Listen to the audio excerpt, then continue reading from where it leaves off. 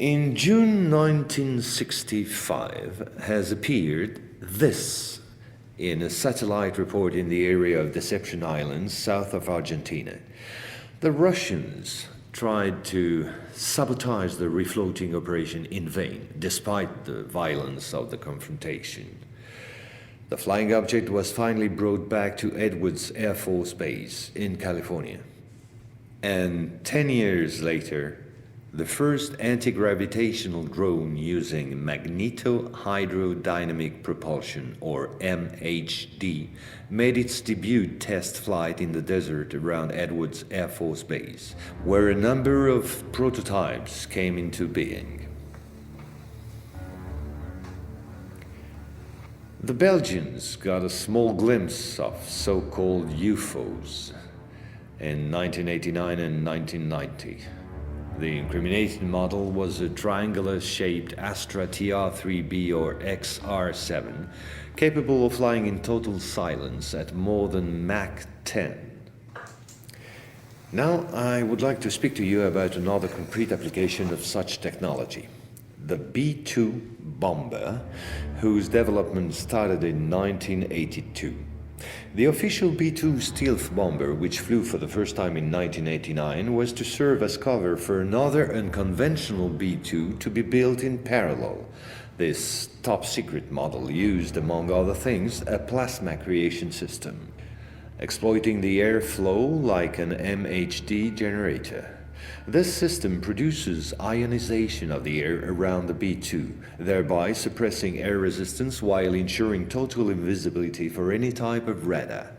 This nuclear bomber has flown for 15 years now at more than Mach 10. It can fly around the Earth in just a few hours without being seen.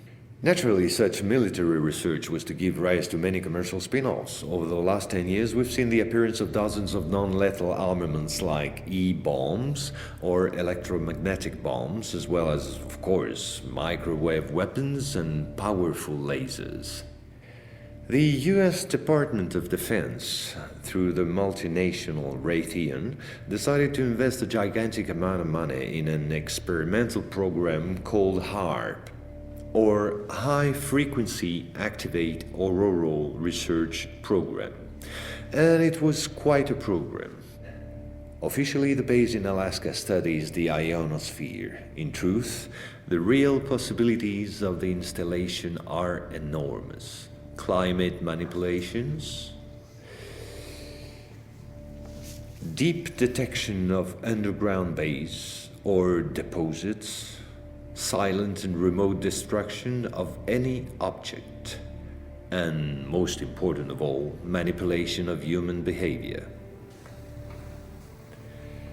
So in 1996, a Russian satellite discovered in Antarctica the almost intact wreck of an immense spacecraft, revealed by the melting of the glaciers. The ice samplings indicated a crash date some 24,000 years ago. At the same moment, a volcanic eruption on the Deception Islands, the same islands as before, forced the Russian to request help from the United States, given the urgency and importance of recovery of the vessel. In the end, they suddenly dropped it all and evacuated the zone in panic. The device was finally destroyed by the Russians, extremely upset by the situation, which was no longer working to their advantage. No country will have such opportunity again. And this foolish action, as bad losers on the part of the Russians, was only to reinforce the position of the Americans as regards extraterrestrials. If this account seemed somewhat long despite my efforts to simplify, it was absolutely necessary to get to the subject I mentioned previously. The plot known as the Orion conspiracy. Our research group is convinced that UFOs constructed by the Americans or the Russians will be used to support an hoax attack on the Earth of extraterrestrial origin. The media taking care of the rest, of course. The reason? Once the threat of international terrorism has dissipated, the war economies of the major powers, with the United States at the head of the pack, will need a new enemy in order to still prosper. war on Earth will be replaced by space war against an enemy from beyond. So then, gentlemen, I thank you.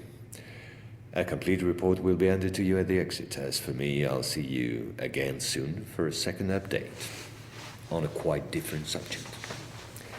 Gentlemen.